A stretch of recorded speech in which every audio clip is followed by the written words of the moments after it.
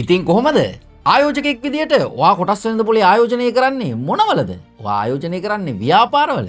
එහෙනම් ඒ ව්‍යාපාර මොන තත්ත්වයේ තියෙනවද කියලා ආයෝජකයෙක් විදියට ඔයා දුක්මාන්සින් හම්බ කරපු සල්ලි ආයෝජනය කරන්න කලින් අනිවාර්යෙන්ම ඔයා හොයලා බලන්න ඕනේ. අන්න එහෙම සමාගමේ තත්ත්වය ගැන හොයලා බලන්න අපිට වැදගත් වෙන ප්‍රධානම දේ තමයි ඒ කම්පැනියේ ෆයිනෑන්ෂල් රිපෝට්ස්. ඉතින් අපි මේ වෙද්දී වීඩියෝස් දෙකක් විදියට ගෙනල්ලා තියෙනවා. ෆයිනෑන්ෂල් ස්ටේට්මන්ට්ස් එක්ස්ප්ලනේෂන් එක වගේම මේ වෙද්දී ඉන්කම් ස්ටේට්මන්ට් එකත් අපි කතා කරලායි තියෙන්නේ. ඉතින් ඒ වීඩියෝස් දෙක ඔයා ගිහිල්ලා බලලා આવොත් තමයි අද මේ කතා කරන්න යන ෆයිනෑන්ෂල් පොසිෂන් එහෙමත් නැත්නම් මූල්‍ය ස්ථාවරත්වය අපි නැත්තම් තවත් ලස්සන විදියකින් කියනවා නම් මේකට බැලන්ස් ෂීට් කියනවා. බැලන්ස් ෂීට් එක ගැනයි අද කතා කරන්න යන්නේ.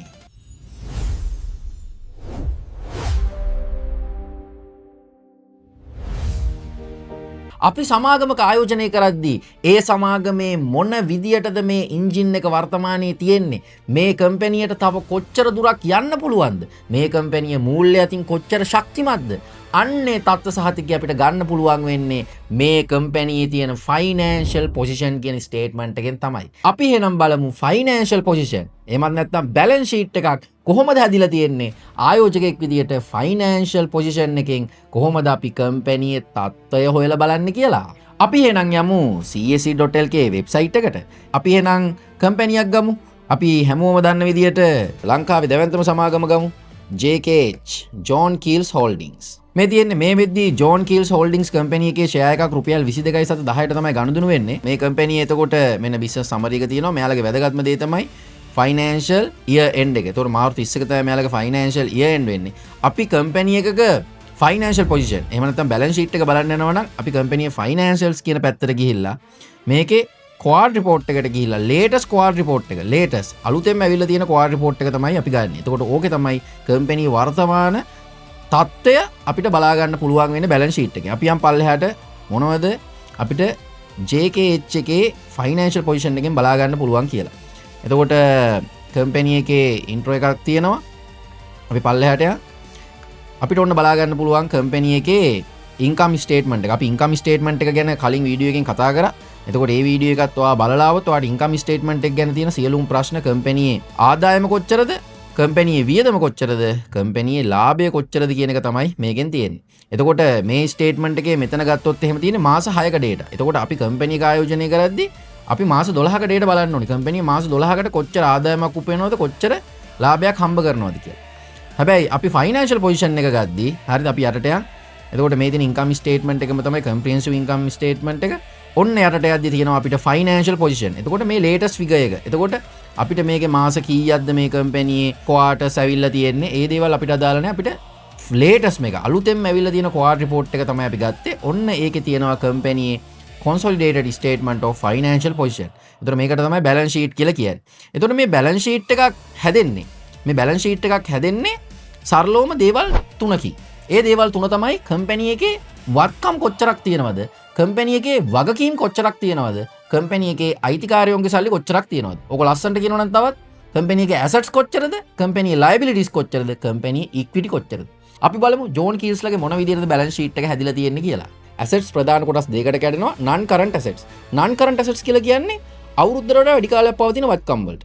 current assets කියලා කැඩෙනවා. current assets කියලා කියන්නේ අවුරුද්දකට වඩා අඩු කාලයක් පවතින වත්කම් වලට. ඒතකොට අවුරුද්දකට වඩා වැඩි කාලයක් පවතින වත්කමුයි අවුරුද්දකට වඩා අඩු කාලයක් පවතින වත්කමුයි දෙකම එකතු වෙලා තමයි මේ total assets කියන figure එක හැදෙන්නේ. ඒතකොට company එකේ total assets තියෙනවා මේ වෙද්දි බිලියන 889ක්. එතකොට මේ බිලියන 889න් බිලියන 673ක්ම තියෙන්නේ මොනවද? non current assets. ඒ කියන්නේ අවුරුද්දකට වැඩි කාලයක් පවතින වත්කම්. ඒ බිලියන 673ක් වෙන non current assets වලින් වැඩිම තියෙන asset එක මොකද්ද?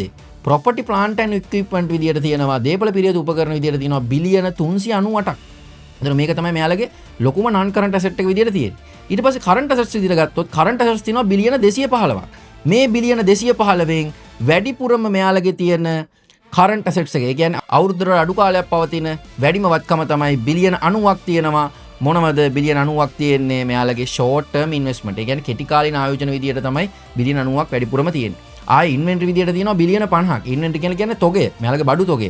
බඩු තොගය විදියට බිලියන 55ක් තියෙනවා. එතකොට මේ non current assets උයි මේ current assets උයි දෙකම එකතු වෙලා තමයි කම්පැනි එකේ total assets හැදෙන්නේ බිලියන 800 89. එතකොට මෙන්න මේ කම්පැනියේ total asset සමාන වෙන්න ඕනේ මේ කම්පැනියේ සම්පූර්ණ වගකීමුයි හිමිකම් වලට. ඒ කියන්නේ කම්පැනි එකේ assets equal වෙන්න ඕනේ කම්පැනි එකේ liabilities වලටයි equity වලටයි. ඒ කියන්නේ කම්පැනි වගකීමුයි අයිතිකාරයෝගේ සල්ලි වලටයි සමාන වෙන්න ඕනේ කම්පැනියේ වත්කම්. අපි බලමු මේ කතාව ඇත්තද කියලා. එතකොට මෙන්න බිලියන 889ක් තියෙනවා කම්පැනියේ සම්පූර්ණ වත්කම්. එතකොට මෙන්න තියෙනවා equity. equity ගත්තට පස්සේ මේ තියෙන අයිතිකාරයෝගේ සල්ලි. අයිතිකාරයෝගේ සල්ලි ඔක්කොම තියෙනවා total equity විදියට මෙන්න මෙතන total equity විදියට පෙන්නලා තියෙනවා බිලියන 422ක්. බිලියන 422යි. එතකොට ගිය අවුරුද්දට සාපේක්ෂව අයිතිකාරයෝගේ සල්ලි බිලියන 418 ඉඳලා 422 වෙනකම් වැඩි වෙලා තියෙනවා අයිතිකාරයෝගේ සල්ලි. අයිතිකාරයෝගේ සල්ලි වැඩි වෙන එක හොඳයිද කම්පැනි එක? ඔව් හොඳයි. වත් මේ සමාගමක අයිතිකාරයෙක් වෙනවා නම් ඔයාගේ සල්ලි වර්ධනය තමයි මෙතනින් බලා ගන්න පුළුවන් වෙන්නේ. එතකොට මේ කම්පැනි වත්කම් ගත්තොත් වත්කම් බිලියන 845 ඉඳලා 889ක් වෙනකම් මෙයාලගේ වත්කම් වැඩි වෙලා තියෙනවා. වත්කම් වැඩි වීම හොඳයි. ඒක අයිතිකාරයෝගේ සල්ලි බිලියන 418 ඉඳලා 422 වෙනකම් වැඩි වෙලා තියෙනවා. අයිතිකාරයෝගේ සල්ලි වැඩි වෙන එකත් හොඳයි. ඒතර කම්පැනි එකේ වගකීම් මෙන්න තියෙනවා වගකීම්. වගකීම් කොටස් දෙකකට කැඩෙනවා. non current liabilities උයි current liabilities උයි. non current liabilities කියලා කියන්නේ අවුරුද්දට වඩා වැඩි කාලයක් පවතින වගකීම් වලට. current liabilities කියලා කියන්නේ අවුරුද්දට වඩා අඩු කාලයක් පවතින වගකීම් වලට. එතකොට non current liabilities විදියට අවුරුද්දට වඩා වැඩි කාලයක් පවතින වගකීම් විදියට බිලියන 268ක් තියෙනවා. 268න් බිලියන 120ක්ම තියෙන්නේ මොනවද? interest bearing loans and borrowings. එතකොට මෙයාලගේ loan තමයි තියෙන්නේ බිලියන 120ක්ම. එතකොට ඔයාලට පේනවා ඇති ලංකාවේ අතිදැවැන්ත සමාගම් වෙනකන් ණය ඒ දේවල් අරගෙන තමයි මේ සමාගම් දියුණු වෙලා තියෙන්නේ. එතකොට ඔයාගේ ජීවිතේත් ඔයා හොඳ ණය පාවිච්චි කරොත් ඔයාගේ ජීවිතේ වර්ධනයට ඒක හේතුවක් වෙනවා. හැබැයි රටේ මිනිස්සුන්ගෙන් 99%ම පාවිච්චි කරන්නේ නරක ණය. තමන්ගේ ගෙදර හදාගන්න, තමන්ගේ වාහනේ ගන්න, මිනිස්සු විදියට ඒ දේවල් කරන්න ඕනේ. හැබැයි මිනිස්සු විදියට හොඳ ණයත් පාවිච්චි කරන්න ගන්න ඕනේ. හැබැයි අපේ මිනිස්සෙට ආයෝජනයකට ණයක් ගන්නවා කිව්වහම කකුල් දෙක වෙවුලනවා. හැබැයි ගෙයක්, ඉඩමක්, වාහනයක් ගන්න ණයක් ගන්න හිතුනහම එන සතුටින් ඒක ගන්නවා. එතකොට මේ කම්පැනියේ total liabilities විදියට ගත්තාම non current liabilities බිලියන 268යි current liabilities බිලියන 198යි දෙක එකතු කරලා මෙන්න මේ total equity කියන බිලියන 422ක් එකතු කරාට පස්සේ අපිට උත්තර එනවා total equity and liabilities විදියට බිලියන 889ක්. බිලියන 889ක්. එතකොට බිලියන 889 මේ දින සම්පූර්ණ කම්පැනියේ වගකීමුයි හිමිකම් වල එකතුව බිලියන 889යි. මේ උත්තරේ සමාන වෙන්න ඕනේ කම්පැනියේ total assets වලට සම්පූර්ණ වත්කම් වලට බිලියන 889යි. එතකොට මෙන්න මේකයි balance sheet කියලා කියන්නේ. මේක balance වෙන්න ඕනේ. කම්පැනියේ වත්කම් සමාන වෙන්න ඕනේ කම්පැනියේ වගකීමුයි හිමිකම් වලටයි. එතකොට අපි මේකෙන් තේරුම් ගන්න ඕන ප්‍රධානම දේ තමයි ආයෝජකයෙක් විදියට හෙට කම්පැනිය වැහුවොත් මේ කම්පැනියේ සියලුම දේපල සියලුම වත්කම් ටික විකුණලා කම්පැනියට බිලියන 889ක් හදන්න පුළුවන්. ඒ 889න් කම්පැනියේ non current liabilities බිලියන 268යි current liabilities බිලියන 198යි ගෙවලා දැම්මට පස්සේ කම්පැනි අයිතිකාරයන්ට ඉතුරු වෙන්නේ කීයද? බිලියන 422යි.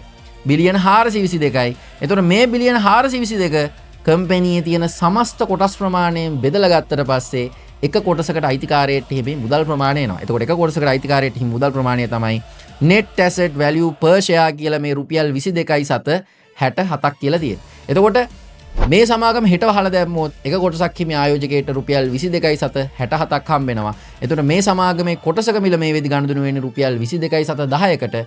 එතකොට මේ කොටස ඔයා මිලදී ගැනීමෙන් මේ සමාගම හෙට වහලා දැම්මොත් ඔයාට ලාභයක්ද සිදු වෙන්නේ පාඩුවක්ද සිදු වෙන්නේ කියලා ඔයාට මේ balance sheet එකේ net asset value per share එක බලා ගැනීමෙන් ඔයාට ලොකු උත්තරයක් ලබා ගන්න පුළුවන්. එතකොට වැදගත් වෙන්නේ ආයෝජකයෙක් විදියට මේ net asset value per share එකට වඩා කම්පැනි එකේ කොටස් මිල ඒ කියන්නේ මාකට් වැලියු එක අඩු නම් ව්‍යාපාර ලෝකේ ආයෝජන ලෝකයේ කියනවා මේ කම්පැනි එක under valued share එකක් කියලා. මේ net asset value per share එකට වඩා වෙළඳපොළ මිල මාකට් ෂෙයා ප්‍රයිස් එක වැඩි නම් ඒකට කියනවා ඕවර් වැලියුඩ් ෂෙයා එකක් කියලා. හැබැයි කොටස් වෙළඳපොළ ආයෝජනයේ කිසිම වෙලාවක කම්පැනි එකක් අන්ඩර් වැලියු වෙච්ච පළියට මේ සමාගම වටින සමාගමක් මේ සමාගම අපි ආයෝජනය කරන්න ඕනේ කියලා තීරණ ගන්නෙ නෑ. මොකද අපි දෙයක් තෝරගද්දී අපි බලන්න ඕන සාධක ගොඩක් තියෙනවා. අපි වාහනයක් ගන්න යද්දී එක දෙයක් විතරක් වාහනේ පාට විතරක් බලලා වාහනයක් ගන්නෙ නෑනේ. වාහනේ බලන තව ගොඩක් අපි ෆීචර්ස් තියෙනවා. අන්න ඒ වගේ තමයි අපි සමාගමක ආයෝජනය කරද්දී බලන කාරණා තව ගොඩක් තියෙනවා. ඒ කාරණා ගොඩෙන් එක සාධකයක් තමයි මේ net asset value per share කියලා අපි balance sheet එකෙන් බලන්න ගන්න. ඉතින් අපි තව සමාගමකට ගිහිල්ලා බලමු කොහොමද මේ සමාගමේ balance sheet එක හැදිලා තියෙන්නේ කියලා. අපි යන් LLUB ගැන කතා කරන්නේ. LLUB Chevron Lubricants Lanka PLC. එතකොට මෙන්න ආවා Caltex කම්පැනි එක. එතකොට කොටසක් රුපියල් 190කට තමයි මේ විදි ගනුදෙනු වෙන්නේ. අපි යම් මේ කම්පැනියේ ෆයිනෑන්ෂියල්ස් වල ලේටස්ට් ක්වාර්ටර් රිපෝට් එකක් අරගෙන කතා කරන්න මේ කම්පැනියේ බැලන්ස් ෂීට් එක මොන වගේ තත්ත්වයක තියෙන්නේ කියලා. මෙන්න තියෙනවා ෆයිනෑන්ෂියල් ස්ටේට්මන්ට්ස් ටික. එතකොට අපි මේ වෙදි ඉන්කම් ස්ටේට්මන්ට් එක කතා කරා කලින් වීඩියෝ එකේ. එතකොට මෙන්න දැන් අපි ෆයිනෑන්ෂියල් පොසිෂන් ගැන කතා කරන්න තමයි යන්නේ. ෆයිනෑන්ෂියල් පොසිෂන් එක අපි හොයාගෙන යමු. මොකද්ද මේ කම්පැනි එකේ තියෙන වත්කම් තත්ත්වයයි වගකීම් තත්ත්වයයි කම්පැනි එකේ හිමිකම් තත්ත්වය ගැන. එතකොට මෙන්න තියෙනවා කම්පැනි එකේ ඇසෙට්ස් non current assets තියෙනවා බිලියන 2ක්. current assets තියෙනවා බිලියන 11ක්. එතකොට total assets තියෙනවා මේ බිලියන 2යි මේ 11 එකතු වුනහම බිලියන 13යි. එතකොට බිලියන 13ක සම්පූර්ණ වත්කම් තියෙනවා. එතකොට මේ බිලියන 13ක සම්පූර්ණ වත්කම් වලින් වැඩිම තියෙන වත්කම් මොකද්ද? මෙන්න තියෙනවා current assets. අවුරුද්දකට අඩු කාලයක් පවතින වත්කම් විදියට බිලියන 5ක් තියෙනවා මොනවද? inventory. ඒ කියන්නේ මෙයාලගේ තොගය. එතකොට මෙයාලගේ ලිහිසි තෙල් ලොකු තොගයක් ඇති. එතකොට ඒක තමයි මේ බිලියන 5ක් විදියට තියෙන්නේ. දිගු කාලින වත්කමුත් ඊට වඩා අඩු ප්‍රමාණයක් තියෙනවා. එතකොට මේ කම්පැනියේ සම්පූර්ණ වත්කම් තියෙනවා බිලියන 13ක්. ඒකෙන් බිලියන 2යි තියෙන්නේ අවුරුද්දකට වැඩි කාලයක් පවතින වත්කම්. බිලියන 11ක්ම තියෙන්නේ අවුරුද්දකට අඩු කාලයක් පවතින වත්කම්. ඒකේ වැඩිපුරම තියෙන්නේ බිලියන 5ක්. කම්පැනි මොනවද? ඉන්වෙන්ටරි. ඒ කියන්නේ තොගය. මෙයාලගේ ලිහිසි තෙල් එතකොට. මෙයාලගේ තෙල් තොගය තමයි තියෙන්නේ බිලියන 5ක්. එතකොට මෙයාලගේ සම්පූර්ණ වත්කම් තියෙනවා බිලියන 13ක්. ඊට කලින් අවුරුදු බිලියන 12.6යි. ඒක 13.9ක් වෙනකම් වැඩි වෙලා තියෙනවා කම්පැනික වත්කම්. කම්පැනික වත්කම් වැඩි වෙනක හොඳද නරකද? හොඳයි. එතකොට මෙන්න තියෙනවා equity and liabilities. එතකොට මේ කම්පැනි assets වලට සමාන වෙන්න ඕනේ කම්පැනි equity and liabilities. එතකොට මෙන්න තියෙනවා අයිතිකාරයෝගේ සල්ලි total equity කියලා කියන්නේ බිලියන 9ක් තියෙනවා. එතකොට බිලියන 8.5 ඉඳලා බිලියන 9ක් වෙනකම් අයිතිකාරයෝගේ සල්ලි වැඩි වෙලා තියෙනවා. ඒක හොඳයි. එතකොට මෙන්න කම්පැනි liabilities තියෙනවා. අවුරුද්දකට වැඩි කාලයක් පවතින වගකීම් තියෙනවා non current liabilities කියලා කියන්නේ අවුරුද්දකට වැඩි කාලයක් පවතින වගකීම් වලට. එතකොට බිලියනයක් තියෙනවා. අවුරුද්දකට අඩු කාලයක් පවතින වගකීම් විදියට තියෙනවා බිලියන මෙයාලගේ බිලියන 3ක්. එතකොට මේ බිලියන 3යි මේ බිලියන එකතු කරාම කම්පැනි සම්පූර්ණ වගකීම් තියෙනවා බිලියන 4.9ක්. මේ බිලියන 4.9යි මේ අයිතිකාරයෝගේ සල්ලි බිලියන 9 එකතු කරාම සම්පූර්ණ total equity and liabilities එනවා බිලියන 13.9ක්. එතකොට මේ බිලියන 13.9 සමාන වෙනවා කම්පැනි සම්පූර්ණ වත්කම් වලට මේ බිලියන 13.9ට. එතකොට මේ කම්පැනිය සරලවම අපි තේරුම් ගන්න ඕන දේ තමයි හෙට කම්පැනිය වැහුවොත් මේ කම්පැනිය සියලුම වත්කම් විකුණලා බිලියන 13ක් සල්ලි හදලා කම්පැනිය සම්පූර්ණ වගකීම් වන බිලියන 4.9 ගෙවල දැම්මට පස්සේ අයිතිකාරයොන්ට බිලියන 9ක් ඉතුරු වෙනවා. ඒතර මේ අයිතිකාරයොන්ගේ බිලියන 9 කම්පැනියේ තියෙන සමස්ත කොටස් ප්‍රමාණයෙන් බෙදලා ගත්තට පස්සේ එක කොටසකට අයිතිකාරයට හිමි මුදල් ප්‍රමාණය එනවා net asset value per share විදියට රුපියල් 37.788ක්. එතකොට හෙට කම්පැනිය වැහුවොත් එක කොටසක් හිමි ආයෝජකයට හම්බෙන්නේ රුපියල් 37.788ක්. එතකොට මේ සමාගමේ කොටස් මිල මේ වෙද්දි රුපියල් 190ක් වෙනවා. එතකොට මේ සමාගමේ කොටස් මිල තියෙන්නේ net asset value per share එකට වඩා ගොඩක් උඩින්. එතකොට මේකට කියනවා අපි overvalued share එකක් කියලා. overvalued share එකක් කියනවා. එතකොට කම්පැනි එකක් overvalued වෙච්ච පළියට ඒ සමාගම මිලදී ගන්න හොඳ නැහැ කියලා කොහෙවත් නැහැ. මේ සමාගම් වල ආයෝජනය කරන්න අපිට බලන්න ඕන තවත් නිර්ණායක තියෙනවා.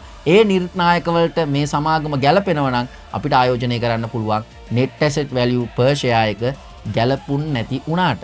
ඉතින් කොටස් වෙළඳ පොළ ආයෝජනය කියන එක ගත්තට පස්සේ අපි මේක කරන්නේ හොඳ සමාගම් හොයලා ඒ සමාගම් වල අපි දුක් මහන්සියෙන් හම්බ කරපු මුදල් ආයෝජනය කරන එක.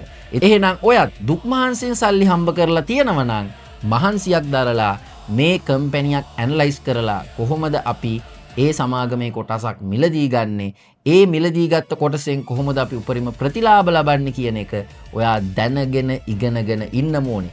අන්න ඒකටයි Wealthy Minds අපේ YouTube channel එක අපි නිර්මාණය කරලා තියෙන්නේ. ඉතින් මීටත් වඩා කොටස් වෙළඳ පොළ ගැන ඔයාට වැදගත් තොරතුරු දැනගන්න කැමති නම් අලුතෙන් වීඩියෝ එකක් එනකන් අපේ YouTube channel එක subscribe කරලා තියාගන්න. ඊටත් අමතරව වීඩියෝ එකක් ආපු ගමන් ඔයාට දැනගන්න නම් අනිවාර්යෙන් bell notification එකත් click කරලම තියාගන්න. අපි තවත් අලුත් වීඩියෝ එකකින් හම්බෙමු.